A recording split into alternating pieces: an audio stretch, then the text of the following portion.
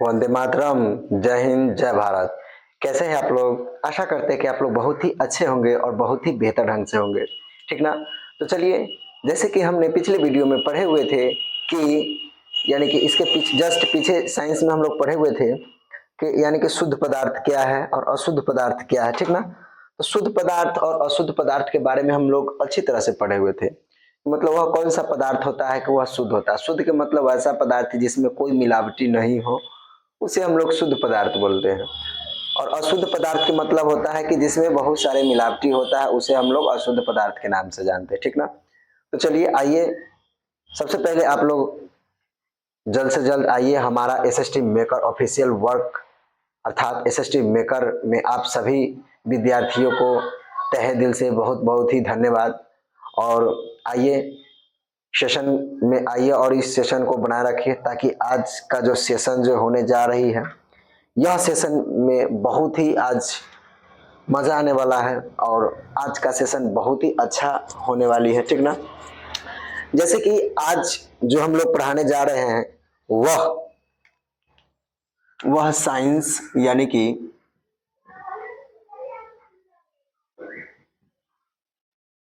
Science के बारे में पढ़ाने जा रहे हैं, ठीक ना? तो हम लोग जो साइंस के क्लास करते हैं और यह साइंस जो है वह एनसीईआरटी पर एनसीईआरटी एनसीईआरटी पर आधारित है, ठीक ना? एनसीईआरटी पर आधारित है और यह एनसीईआरटी पर जो आधारित है, यह क्लास 5th टू 12th और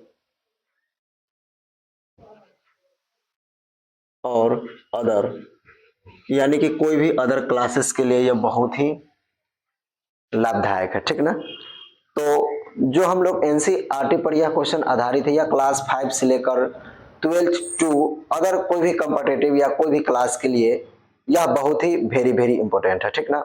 खास तौर पे हम एनसीईआरटी का ही बुक पढ़ाते हैं, ताकि कोई अदर बुक हम इसलिए नहीं पढ़ा रहे हैं कि आज जो भी कुछ क्वेश्चन कहीं से भी क्वेश्चन जो आती है अर्थात जो भी कोई क्वेश्चन देखने को मिलती है वह खास तौर पे एससीईआरटी और मुख्य रूप से एनसीईआरटी पर ही आधारित रहती है, ठीक ना? तो चलिए, आज का जो सेशन जो है वो आज का सेशन को बिना देरी किए हुए आज का हम लोग टॉपिक पे चलते हैं। जैसे कि हमने पिछले वीडियो में पढ़े थे, जस्ट उसके आगे से पढ़ते हैं।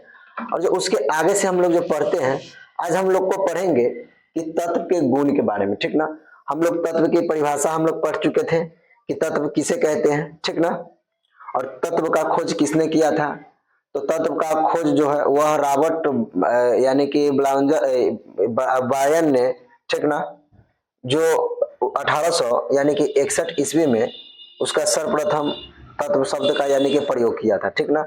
रॉबर्ट रॉबर्ट क्या है? रॉबर्ट बायन ने, ठीक ना? तो रॉबर्ट बायन ने सबसे पहले तत्व का जो आविष्कार किया हुआ था वह मुख्य रूप से 1661 ईस्वी में उसका उपयोग किया गया था, ठीक ना? और यानी कि जब उसका परिभाषा किसने दिया गया था, तो उसका जो परिभाषा दिया गया था वह यानी कि लेबोरियस यानी कि जो लेबोरियस जो थे, सर्वप्रथम फ्रांस का जो वह वैज्ञानिक लेबोरियस जो थे, उनको ही द्वारा यानी कि 1743 से 1794 ईस्वी तक यानी कि उसका क्या किया गया था, उसका परिभाषा के रूप में देखा गया था, ठीक ना? तो इस प्रकार से हमने तत्व के परिभाषा हम लोग अच्छी तरह से देखे थे, ठीक ना? यानी कि तत्व का हम लोग परिभाषा पढ़े हुए थे। और तत्व यानी कि दो प्रकार से बांटा गया था, शुद्ध और अशुद्ध। मुख्य रूप से अभी तक 118 तत्व का यानी कि खोजा जा चुका है। अभी तक मुख्य रूप से 118 तत्व खोजा जा चुका है, ठीक ना? तो चलिए, हम लोग तत्व का परिभाषा देख लिए थे, उसका किस वैज्ञानिक ने लिखा गया था और उसका परिभाषा किस वैज्ञानिक ने दिया गया था, ठीक ना? तो चलिए, आज हम लोग को पढ़ना है तत्व के गुण के बारे में। तो हम लोग तत्व के गुण के बारे में पढ़ते हैं, उसके बाद फिर तत्व के प्रकार के बारे में पढ़ेंगे, ठीक ना? तो सबसे पहले हम लोग को देखना है कि तत्व के गुण क्या है, ठीक ना? तो हम लोगों को सबसे फर्स्ट क्वेश्चन जो देखना है वह देखना है कि तत्व के गुण, ठीक ना? तो तत्व के गुण जो होते हैं यह कितने प्रकार के होते हैं?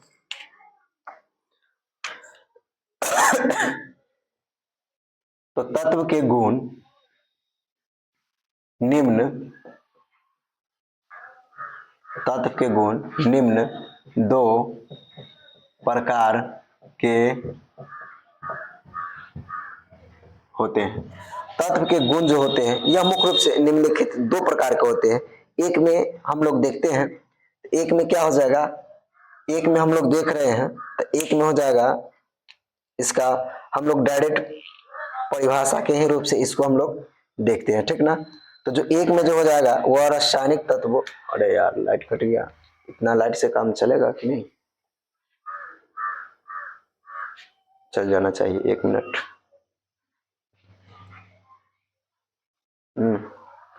लगभग हो जाना चाहिए, ठीक ना।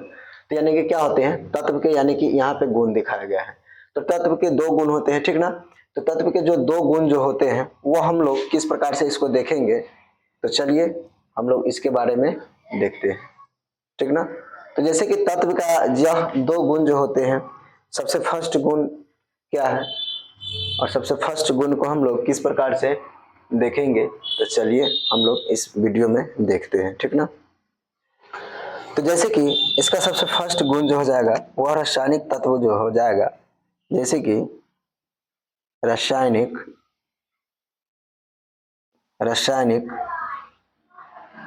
तत्व केवल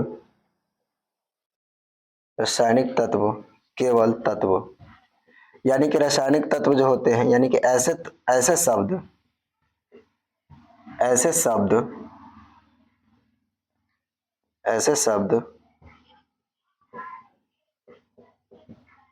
पदार्थों, मतलब रासायनिक तत्व ऐसे शब्द पदार्थों को कहते हैं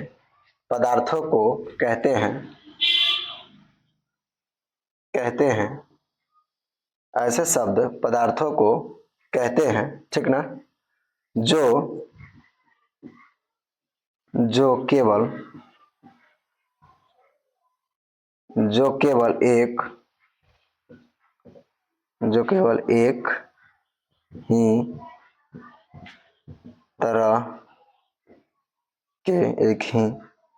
ही तरह के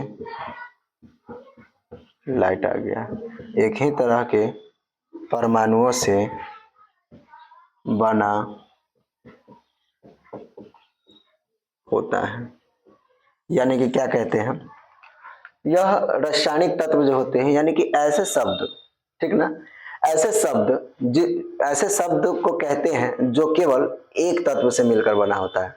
जो केवल कितने तत्व से मिलकर बना होता है, जो केवल एक तत्व से या एक ही तरह के तत्व परमाणुओं से मिलकर बने होते हैं, ठीक ना। इसका एक गुण हो गया। और इसका हम लोग दूसरा का गुण जो देखते हैं, ठीक ना, इसका जो दूसरा का गुण जो है, तो हम लोग दूसरा का गुण के बारे में देखते हैं, यानी कि ऐसे परमाणु से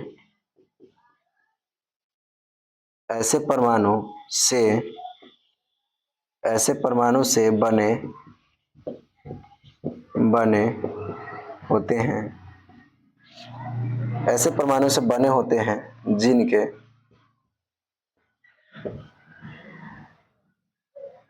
जिनके नाभिक, ऐसे परमाणु से बने होते हैं जिनके नाभिक में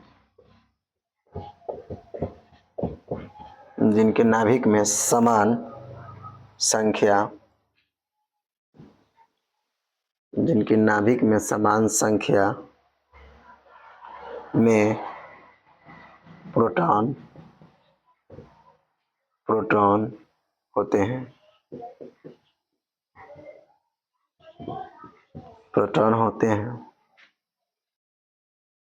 जिनके क्या होते हैं, समान संख्या प्रोटॉन होते हैं। जैसे, यानी कि इसका जब हम उदाहरण के हिसाब से इसको देखेंगे, ठीक ना, तो जो इसका उदाहरण जो हो जाएगा वो हाइड्रोजन,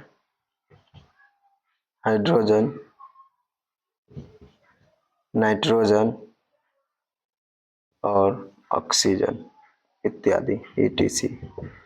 यानी कि यह इस प्रकार से हाइड्रोजन, नाइट्रोजन और ऑक्सीजन, यानी कि ऐसे परमाणु से यह बने होते हैं जिनके नाभिक में समान संख्या होती है। अर्थात यानी कि माना कि कोई हम यहाँ पे केंद्रक बना दिए, ठीक ना, और इसके क्या हो गया, यह नाभिक है, यह इसके क्या है, तो यह नाभिक है, ठीक ना। इसके नाभिक में मतलब क्या होता है, इसके नाभिक में जो संख्या जो होते हैं वो प्रोटॉन की संख्या क्या होते हैं कंटिन्यू एक साथ रहते हैं। इस प्रकार से हमने इसको बनाते हैं ना, ठीक ना, इस प्रकार से जब हम इसको बनाते हैं, ठीक ना, तो इसको नाभिक में जो होते हैं यह इसकी प्रोटॉन की जो संख्या जो रहते हैं वह समान होते हैं, ठीक ना। तो ऐसे तत्व को हम लोग क्या कहते हैं, इसे हम लोग हाइड्रोजन, नाइट्रोजन और ऑक्सीजन के नाम से जानते हैं, ठीक ना। तो आशा करते हैं कि यह क्वेश्चन आप लोग को अच्छी तरह से समझ में आ गया होगा। अब चलिए जैसे कि आगे हम इसको आगे के देखते हैं, इसके आगे जो क्वेश्चन जो है वह किस प्रकार से दिखाया गया है।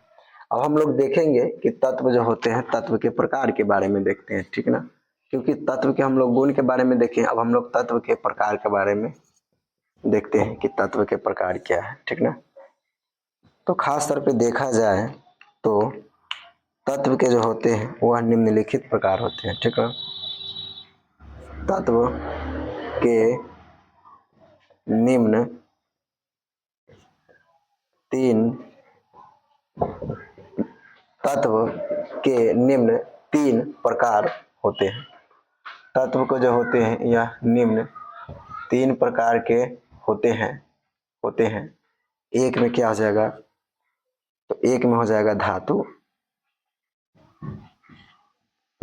दो में हो जाएगा अधातु और तीन में हो जाएगा उपधातु, ठीक ना। अगर आपसे क्वेश्चन पूछ दिया जाए या पूछ देगा कि तत्व के कितने गुण होते हैं, तो मुख्य रूप से तत्व के दो गुण होते हैं, ठीक ना। और सबसे पहले आप लोग को अगर क्वेश्चन पूछा जाएगा कि तत्व का परिभाषा यानी कि कब परिभाषा किया गया था, तो तत्व का जो परिभाषा जो है वह जर्मन वैज्ञानिक लेबोरियर्स ने 1743 से 1794 ईस्वी तक इसका परिभाषा दिया था, ठीक ना। और इसका जब खोज के बात करेगा तो इसका खोज जो है वह 1661 ईस्वी में इसका खोज किया गया था। और उसके बाद आप लोग से क्वेश्चन पूछ देगा कि तत्व के कितने गुण होते हैं, तो मुख्य रूप से तत्व के दो गुण होते हैं, ठीक ना। उसके बाद फिर पूछेगा कि तत्व के कितने प्रकार होते हैं, तो मुख्य रूप से तत्व का जो प्रकार जो होते हैं वह तीन प्रकार से होते हैं। तत्व का कितने प्रकार होते हैं, तो तत्व का मुख्य रूप से तीन प्रकार होते हैं। कौन कौन, तो ठोस धातु, अधातु एवं उपधातु, ठीक ना। तत्व के कितने प्रकार होते हैं, तो तत्व के तीन प्रकार होते हैं, धातु, अधातु एवं उपधातु। यह तीन प्रकार जो यह तत्व से लिया गया, ठीक ना। तो सबसे फर्स्ट क्या है, धातु है। तो चलिए हम लोग धातु के बारे में पढ़ते हैं कि धातु क्या है, ठीक ना। धातु क्या है, ताकि जो यह क्वेश्चन जो है वह बहुत वेरी वेरी इंपॉर्टेंट है। ऐसा कोई भी एग्जाम नहीं है या ऐसा कोई भी मतलब सिलेबस नहीं है कि धातु, अधातु एवं उपधातु के बारे में नहीं पढ़ना पड़ता है, ठीक ना। तो चलिए हम लोग इसको आगे की ओर देखते हैं। और जैसे इसका आगे जो है कि धातु किसे कहते हैं, तो वैसा पदार्थ यानी कि धातु जो होते हैं वैसा पदार्थ, ठीक ना। धातु जो होते हैं वैसा पदार्थ, वैसा पदार्थ को या वैसे पदार्थ को तत्व कहते हैं, वैसे पदार्थ को कहते हैं या वैसे पदार्थ को धातु क्या कहते हैं, वैसे पदार्थ को धातु कहते हैं, धातु कहते हैं जिसमें जिसमें चमक हो, जो विद्युत का जो जिसमें चमक हो, जो विद्युत का सुचालक हो, जो विद्युत का सुचालक हो, जिसमें जिसमें उष्मा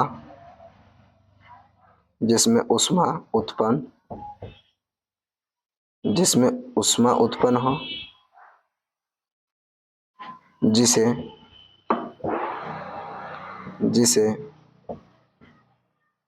पीट का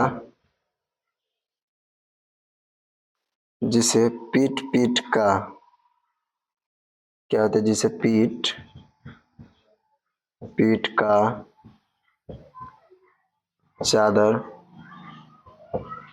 बनाया जाता है, जिसे पीट का चादर बनाया जाता है।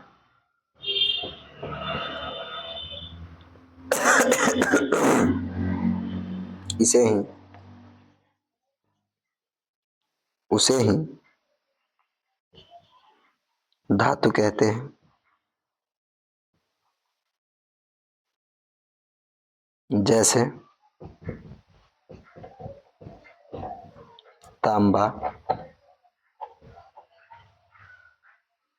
एल्युमिनियम,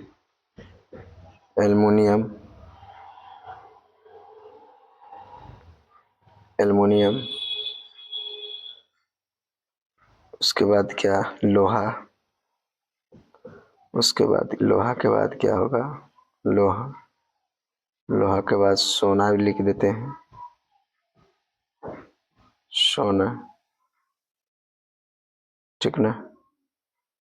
तांबा, लोहा, सोना, सोडियम, ये सब क्या हो जाएगा, चांदी। ये सब मतलब जो भी जिसमें विद्युत धारा उत्पन्न हो सकता है वह सभी ले सकते हैं। सोडियम, पोटेशियम, ये सभी आ जाएगा।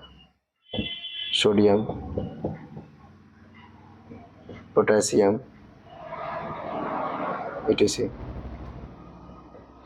यानी कि यह क्या आ जाएगा, यह सभी आ जाता है। तो धातु किसे कहते हैं, वैसे पदार्थ को धातु कहते हैं जिसमें चमक हो, अर्थात चमक का मतलब कि वह पहले से ही अगर उसको देखते हैं तो चमकता रहता है। जैसे कि यहाँ पे टीन है, ठीक ना। तो टीन जो होते हैं, जो घर पे रखा जाता है, ठीक ना, जो टीन जो होते हैं उसमें चमक होती है।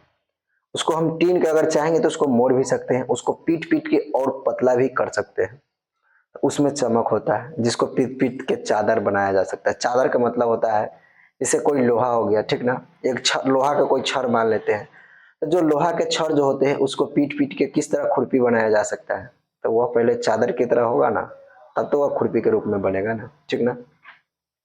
तब मतलब कोई भी वस्तु को जिसमें चमक हो, जो ऊष्मा का सुचालक हो, अर्थात ऊष्मा का क्या हो, सुचालक हो, जिसे जिसमें जो उस जिसमें ऊष्मा उत्पन्न हो सकता है, और जिसमें क्या हो सकता है, ऊष्मा ऊष्मा जो होता है वह उत्पन्न किया जा सकता है। वैसा मतलब पदार्थ लेते हैं जिसमें हम लोग क्या कर सकते हैं, ऊष्मा उत्पन्न करवा सकते हैं, ठीक ना। तो वैसे पदार्थ को क्या कहते हैं, और जो विद्युत का सुचालक होता है, जो ऊष्मा उत्पन्न करता है और जिसे पीट के चादर बनाया जा सकता है, इसे हम क्या कहते हैं, उसे हम धातु के नाम से जानते हैं। उसे क्या कहते हैं, धातु कहते हैं। माना कि अगर लोहा सबसे पहले मान लेते हैं कि सोना जो रहता है, तो वह सोना जो रहता है उसका मुख्य आकार जो रहता है वह बिस्किट की तरह रहता है। सोना जो रहता है वह बिस्किट की तरह रहता है। तो उसको हम लोग क्या करते हैं, हथौड़ी के माध्यम से तोड़ के, या कोई भी चीज के माध्यम से, या मशीन के माध्यम से उसको तोड़ के क्या करते हैं, यानी कि हम लोग ज्वेलर्स के रूप में बनाते हैं सोना, यानी कि क्या बोलते हैं, जिसको हम लोग गहना के रूप में बनाते हैं। तो उस प्रकार से क्या होता है, उसको पिघला कर, तोड़कर, घसकर, फोड़कर, मतलब पीट कर, मतलब जिस प्रकार से हो उसको हम लोग क्या बनाते हैं, गहना के रूप में कोई भी गहना तैयारी कर देते हैं। चांदी में भी ठीक इसी प्रकार से होता है। एल्युमिनियम जो होता है, एल्युमिनियम जो रहता है, एल्युमिनियम के जब हम लोग बर्तन बनाते हैं तो उस प्रकार से पूरा मोड़ को उसको बनाया जाता है मशीन के माध्यम से। जब वह टूट फूट जाता है तो उसको क्या करते हैं, फिर उसको पीट के हथौड़ा मार के उसको सही करते हैं, नापते हैं, या उस पर फिर दूसरा कोई चादर चढ़ाया जाता है, परत चढ़ाया जाता है। तो इस प्रकार से क्या होता है, ये सब सभी धातु के अंतर्गत आता है, ठीक ना। जैसे में तांबा हो गया, एल्युमिनियम हो गया, लोहा हो गया, चांदी हो गया, सोडियम हो गया, पोटेशियम हो गया, ये सब क्या है, ये सब मतलब जो ये सब धातु के अंतर्गत आता है। ये सब किसके अंतर्गत आता है, तो धातु के अंतर्गत आता है, ठीक ना। इसे हम लोग क्या कहते हैं, धातु कहते हैं। तो आशा करते हैं कि यह क्वेश्चन आप लोग को अच्छी तरह से समझ में आ गया होगा, ठीक ना। तो चलिए अब हम लोग देखते हैं, अब हम लोग अधातु के बारे में देखते हैं कि अधातु क्या है, ठीक ना। तो चलिए अब हम लोग इसका आगे का जो पॉइंट जो है वो हम लोग अधातु के बारे में देखते हैं।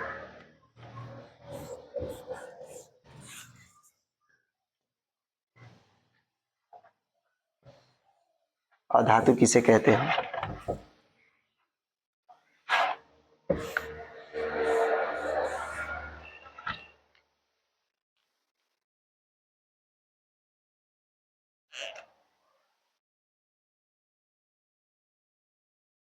यानी किसे कहते हैं? अधातु क्या है?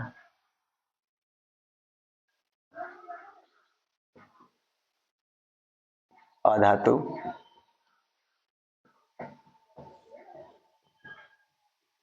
अधातु क्या है, ठीक ना। तो अधातु जो है, जैसे कि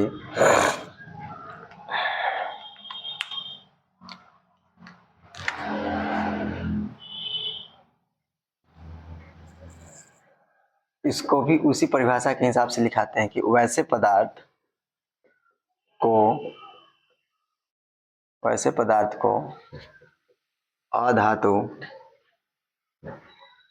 कहते हैं। वैसे पदार्थ को अधातु कहते हैं जिसमें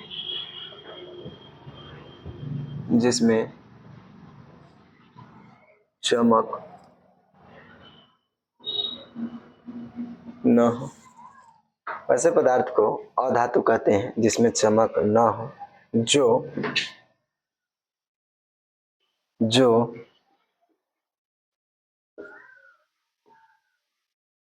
विद्युत का क्या हो, कुचालक हो,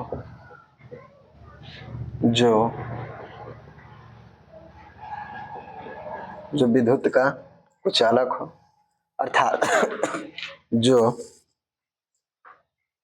ऊष्मा उत्पन्न नहीं करता हो, जिसे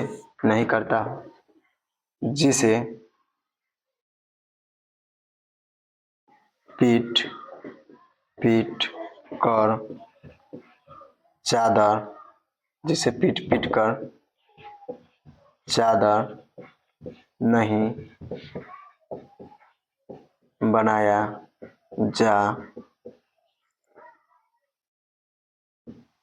सकता है, ठीक ना। यानी कि क्या होते हैं, जिसे पीट कर चादर नहीं बनाया जा सकता है, उसे ही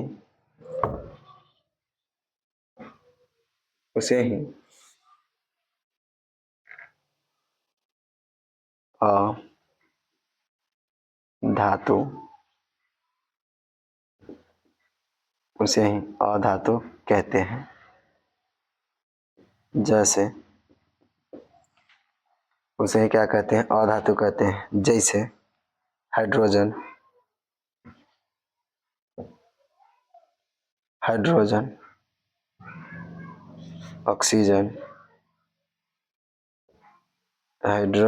ऑक्सीजन, क्लोरीन, etc। ये सब क्या, यानी कि यह सब जो है यह अधातु का उदाहरण, यह क्या है? अधातु का उदाहरण। तो चलिए, जैसे कि हम लोग देखते हैं कि अधातु क्या है, ठीक ना। तो वैसे पदार्थ को अधातु कहते हैं जिसमें चमक नहीं हो। क्या हो? जिसमें चमक न हो, जिसमें चमक नहीं हो, जो ऊष्मा का कुचालक हो, जो विद्युत उत्पन्न नहीं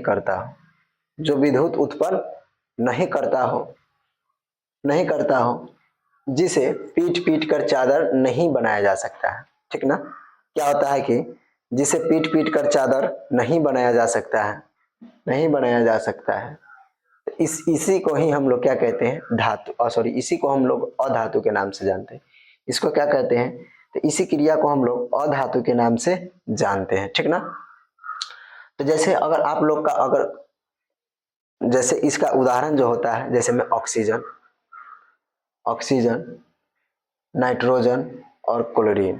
अगर इस तरह से नहीं समझ में आता है तो चलिए, जैसे कि यहाँ पे लिख देते हैं, इसको हम लोग ब्रैकेट बंद कर देते हैं।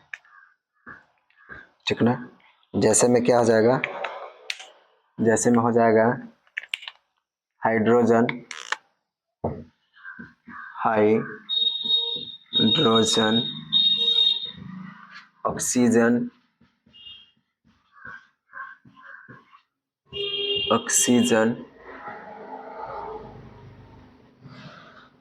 क्लोरीन इत्यादि, ठीक ना। तो जैसे में क्या हो जाएगा, हाइड्रोजन, ऑक्सीजन, क्लोरीन इत्यादि, ठीक ना।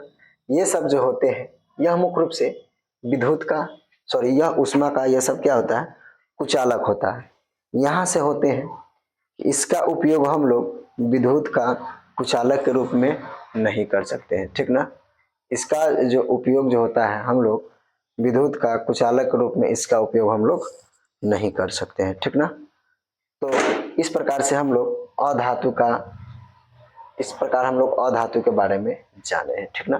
तो आशा करते हैं कि आप लोग को यह क्वेश्चन आप लोग को अच्छी तरह से समझ में आ गया होगा, ठीक ना। तो चलिए जस्ट इसका आगे का जो नेक्स्ट पॉइंट जो है हम लोग उस पर चर्चा करते हैं। जैसे इसका थर्ड पॉइंट जो था, इसका थर्ड पॉइंट का है, इसका जो थर्ड पॉइंट जो है, जिसको हम लोग उपधातु के नाम से जानते हैं, क्या कहते हैं, उपधातु। उपधातु क्या है, ठीक ना। तो चलिए हम लोग को देखना है कि उपधातु क्या है, ठीक ना। तो हम लोग उपधातु के बारे में पढ़ते हैं, ताकि जो यह उपधातु जो होते हैं, ठीक ना, मतलब ये इसको हम लोग ऐसे प्रकार के धातु मानते हैं जिसको धातु का और अधातु का, इसमें दोनों प्रकार के गुण पाया जाता है। धातु का भी गुण पाया जाता है और अधातु का भी, दोनों प्रकार के तत्व से या दोनों प्रकार के यह धातु से मिलकर बना होता है, जिसे हम लोग उपधातु के नाम से जानते हैं, ठीक ना। तो चलिए इसका हम लोग परिभाषा के रूप में देखते हैं। जैसे कि उपधातु जो होते हैं, जैसे कि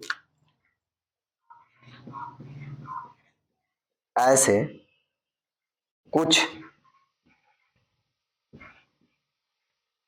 तत्व जिसमें, मतलब ऐसे कुछ तत्व, पहले ही बता दिए थे कि ऐसे कुछ तत्व जो होते हैं जिसमें धातु और अधातु दोनों के गुण पाए जाते हैं, ठीक ना। तो ऐसे कुछ तत्व जिसमें धातु और अधातु, धातु और अधातु, ठीक ना, के, धातु और अधातु के बीच, यानी कि धातु और अधातु के बीच, बीच के गुण, बीच के गुण को दर्शाता, अर्थात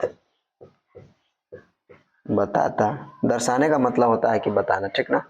यानी कि धातु और अधातु को बीच, यानी कि ना उसमें धातु और जो धातु और अधातु से जो बचा हुआ है उसके गुण को दर्शाता है, ठीक ना। उसके गुण को क्या करता है, बताता है, दर्शाता है, दर्शाता है। इसे ही या उसे ही दर्शाता है, उसे ही उपधातु,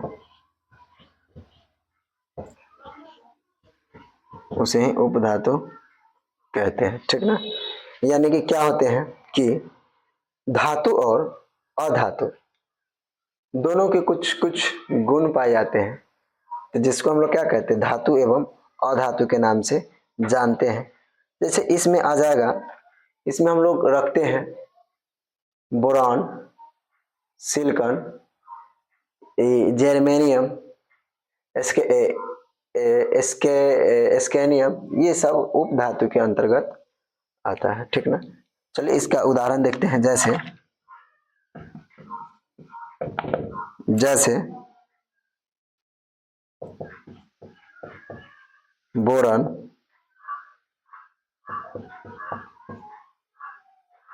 बोरन के बाद सिलिकॉन, सिलिकॉन,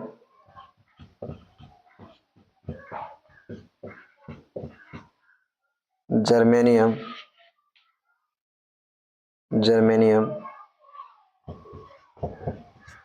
इत्यादि। ये सब क्या है? यह सब उपधातु का कहला, यानी कि यह सब उपधातु के अंतर्गत आते हैं, ठीक ना।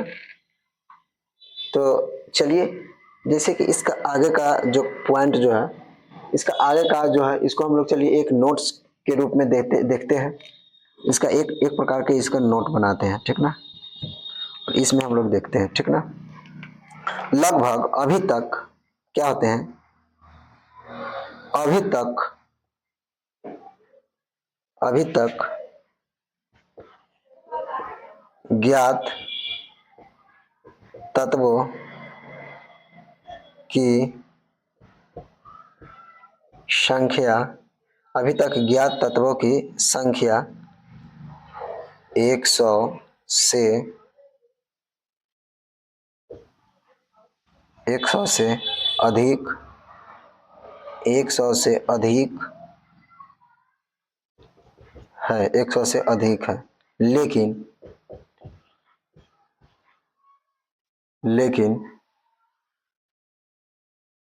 लेकिन इसमें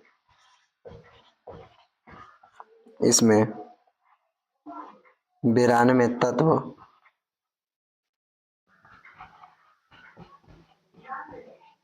प्राकृतिक है,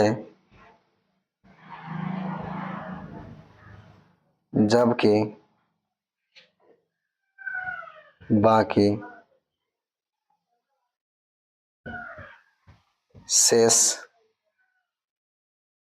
बाकी शेष मानव द्वारा निर्मित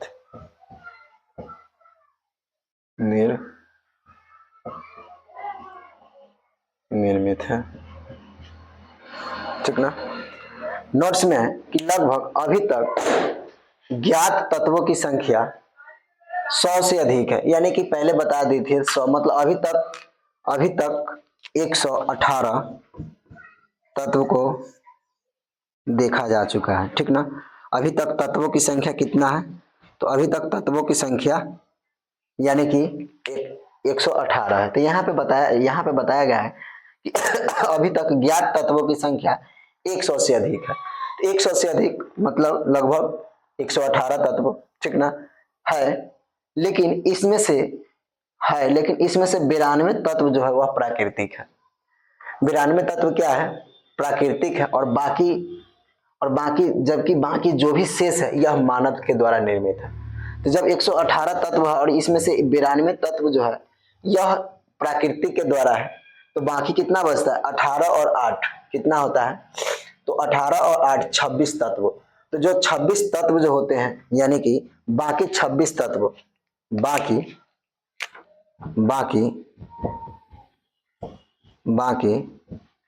26 तत्व वह मानव द्वारा निर्मित, ठीक ना। बाकी 26 तत्व जो है वह जो 26 तत्व जो बच जाता है वह मानव के द्वारा निर्मित है, ठीक ना। तो इस प्रकार से हमने देखे हैं कि धातु, अधातु एवं उपधातु क्या है। तो आशा करते हैं कि यह क्वेश्चन आप लोग को अच्छी तरह से समझ में आ गया होगा, ठीक ना। तो चलिए आज क्लास हम लोग इसी पे एंड करते हैं, और हम लोग फिर नेक्स्ट वीडियो में मिलेंगे, नेक्स्ट सेशन में मिलेंगे। वहां पे पूरे डायग्राम के साथ बताएंगे कि तत्व क्या है, तत्व के कितने प्रकार होते हैं, समांगी मिश्रण, विषमांगी मिश्रण, धातु, अधातु, उपधातु, विलय, अविलय, इस सब के बारे में हम एक चार्ट लेके आएंगे। उसमें हम लोग आप लोग को अच्छी तरह से और बारीकी से बताएंगे, ठीक ना। तो सबसे पहले बताइए कैसा लगा आप लोग का वीडियो। अगर अच्छा लगा तो लाइक एवं कमेंट जरूर कीजिएगा, और अपने दोस्तों को पास ज्यादा से ज्यादा शेयर कीजिएगा, ठीक ना। तो सबसे पहले आप लोग बताइए, कमेंट बॉक्स में जरूर बताइएगा कि क्या मतलब जो हम पढ़ाते हैं वो आप लोग के बीच कैसा अनुभव होता है और कैसा लगता है, ठीक ना। अगर कहीं से कोई त्रुटि हो तो जरूर कमेंट बॉक्स में बताइएगा, ताकि आपका वहां से जरूर उसका सॉल्यूशन मिल सके, ठीक ना। तो चलिए अब हम लोग लेते हैं यहाँ से विदाई, ताकि अब दीपावली भी आ रही है, यानी कि कल कल धनतेरस है। तो कल यानी कि कल तक क्लास, लगभग कल परसों तक क्लास चलेगी, यानी कि परसों धनतेरस है तो कल परसों तक क्लास चलेगी। और सभी आदमी अपने मतलब घर को सजाने उजाने में लगे होंगे, जैसे लड़ी उड़ी टांगना, बॉल उल लगाना, ये सब करने में अभी सभी आदमी लगे होंगे। और सभी आदमी अभी सभी को मतलब दिमाग खास तौर पे अभी दीपावली की ओर जा रही है, ठीक ना। तो चलिए हम लोग फिर दीपावली में भी छुट्टी मनाते हैं, 2 दिन का दीपावली में भी छुट्टी रहेगा, उसके बाद फिर बीच में 2-4 दिन क्लास चलेगी, उसके बाद फिर छठ पर्व में भी 2 दिन लगभग बंद ही रहना चाहिए, 3 दिन बंद रहेगा, ठीक ना।